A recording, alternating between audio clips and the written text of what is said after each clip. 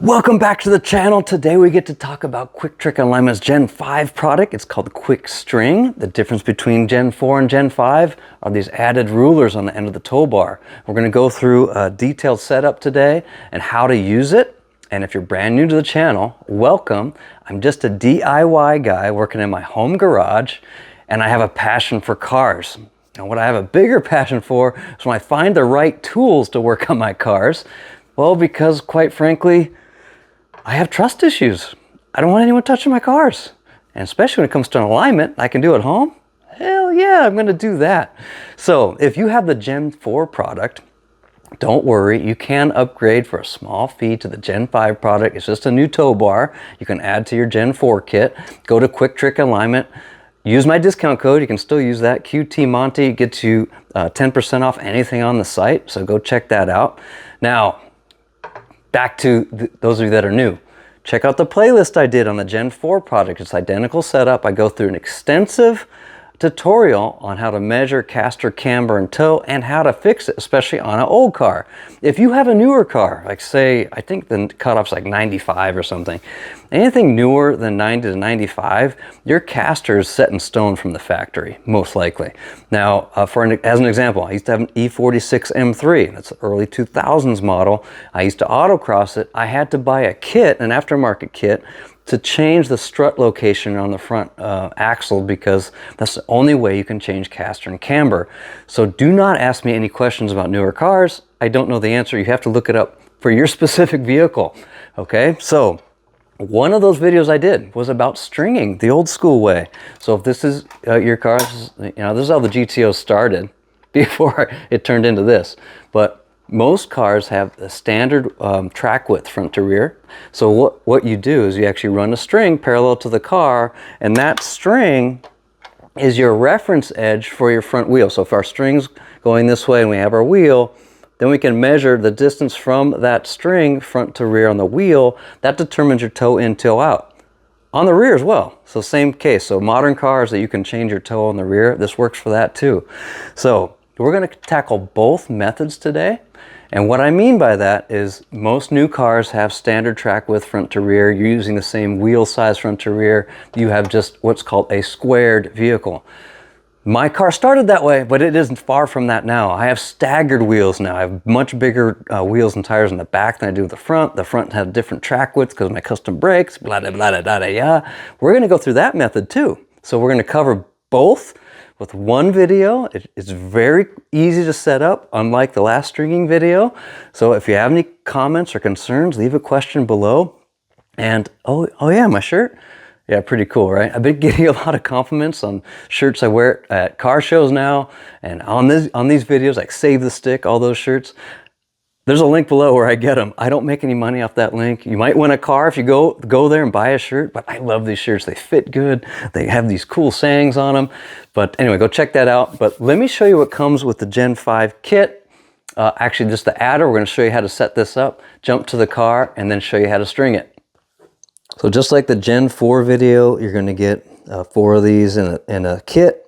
And each one of these has a ruler that you loosen this bolt, and you can swing this ruler. So one of the rulers has etchings on it like that, slotted. It pivots up, so it points to the rear of this bar. It does not go this way, so that's the wrong way. You want to point it up, so it's facing the rear of the bar, and both of them point in the same direction. And to square it up, you can obviously find a 90-degree square if you want to use it, but you could also push it against a flat surface, just like that. Take your Allen and cinch it down, and you're good. So just like in the Gen 4 video, attach your vertical bar in the same manner. But let me show you a couple tricks that I learned since then on the car. Here we are, all set up. The important thing to note is the slotted ruler is on the front. The slots are pointed towards the front of the car. Now the big difference here between Gen 4 and Gen 5, well, some of you Gen 4 guys like me didn't get these bungee cords in your kit. If you didn't get any, go to the hardware store and get some, because I love how it locks it in place. It is a brilliant addition. So all kits come with them now, which is great news. The other thing we need to point out is when you're vertical bar shipped to you, it has these nuts on there. Now it's not too super clear in the instructions, but you take those both nuts off, and in the instructions they want you to put the pin, on this end, on the slotted end. But in my case, I don't have a lot of fender room. I swapped it, right? So what's most important is when you, whatever side you put the pin on, make sure you retain the washer on the pin side. On the other side that goes in between the horizontal bar and the vertical bar, no washer. What that does is it keeps our distance of the pin tips the same as a reference edge to what we're measuring from, which is killer. Now the other new thing with the Gen 5 product is right here. Now you know what the pins look like. They're pretty sharp. They're supposed to fit in between your tire and wheel. Notice here, I was able to save some distance because of my fender height. I got pin extensions. So now when you go to QuickTrick's website and you pick the Gen 5 product, there's a drop-down menu and you can pick pin extensions to register off the center of your wheel instead of the lip. Brilliant. So that being said, let's go back to the rear of the car and show you how to set that up. Here we are at the rear, and no, it's not an optical illusion. The center bar is off center because I can't get to the wheel. My car is too low. Yes, I like it low. Now my pin extensions aren't long enough either. So it doesn't matter because I can't measure camber on my rear axle because it's a solid axle car. My whole goal here is to string it. So same thing goes with your car. If you need pin extensions, get them. If you can adjust your camber in the rear, you're going to do that first before you tackle the fronts. So do the camber and the toe in the rear, and then you do the front. So anyway, the slotted ruler is on the rear this time. So it's facing the rear. And go ahead and get your string that came with the kit. It's a nice, decent, it's like a 1/16 of an inch string with a knot on the end. Go to the slot. We're going to pick 3 as for kicks and giggles and tug it, pull it tight. And now we're going to run it all the way to the front of the car. On the front ruler, we're still going to pull it a little as tight as we can, not super tight. And we're going to find the same 3 mark. You can put some blue tape on there if you want to hold it, or maybe wrap it around one more time just to keep it locked in place. But let's go look at the rear ruler now. So we're at 3, let's look at the rear. Quick clarification, rear ruler, I meant on the front assembly. So this is the front wheel. We're looking at the back, and we're gonna look straight down at it in the same perspective we did in the front. So looking on the same angle, even pick the same side of the string, you can even snap it to make sure it floats into place. We are at 3 1/4.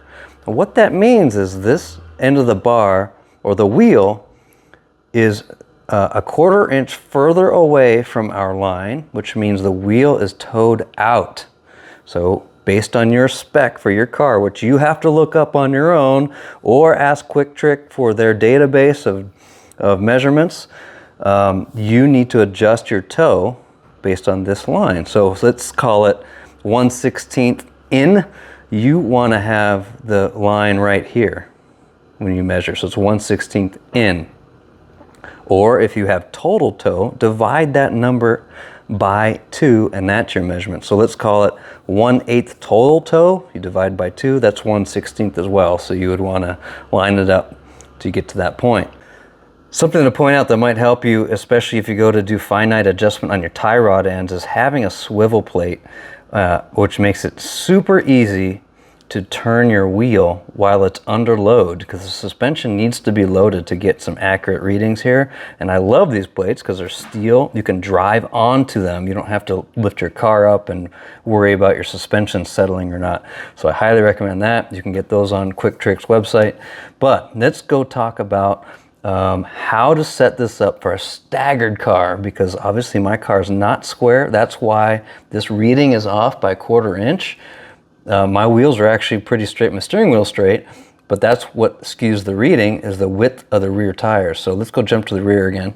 Those of us that have staggered cars, you know, big fat tires in the back, skinnies in the front.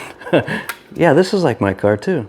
Now, what we're gonna do is we're gonna take a measurement, the width of the back compared to the width of the front, and that's gonna determine our offset on the on when we string align it. So let's get to it. I'll show you how to do it.